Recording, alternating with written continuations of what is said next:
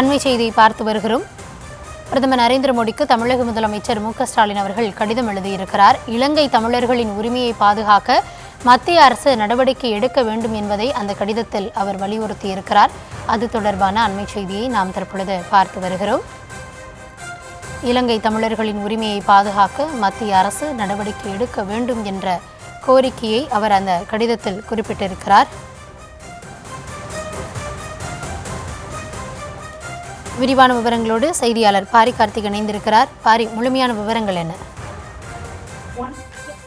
வணக்கம் கௌதமி. இலங்கையில் கொண்டு வரப்படும் அரசியலமைப்பு சீர்திருத்தத்தை இலங்கை தமிழ் சமூகத்திற்கு ஏற்பட்டுள்ள பாதிப்புகளை கருத்தில் கொண்டு இலங்கை தமிழர்களுடைய உரிமைகளை பாதுகாக்க உரிய தூதரக நடவடிக்கை எடுக்க வேண்டும் என இந்திய பிரதமர் மோடி அவர்களுக்கு தமிழ்நாடு முதலமைச்சர் ஸ்டாலின் அவர்கள் கடிதம் வாயிலாக கோரிக்கை வைத்திருக்கிறார். மேலும் அந்த கடிதத்தில் இலங்கையில் தற்போது நடைபெற்று வரும் அரசியலமைப்பு சீர்திருத்தங்கள் இலங்கை தமிழ் சமூகத்திற்கு ஏற்படும் கடுமையான பாதிப்புகளை களைந்திட வேண்டும் என்றும் தமிழ் மக்களுடைய குறைகளை நிவர்த்தி செய்யும் வகையிலான ஒரு அரசியலமைப்பு செயல்முறையை கொண்டு வருவதற்கு இந்திய அரசு இலங்கை அரசுடன் தொடர்ச்சியாக பேச்சுவார்த்தை நடத்த வேண்டும் என்றும் தூதரக நடவடிக்கைகள் மேற்கொள்வது மட்டுமின்றி உடனடியாக இது குறித்து இலங்கை பிரதமருடன் பேச்சுவார்த்தை நடத்தி அவர்களுக்கான தீர்வை முன்மொழிய வேண்டும் எனவும் இந்த கடிதத்தில் குறிப்பிடப்பட்டிருக்கிறது.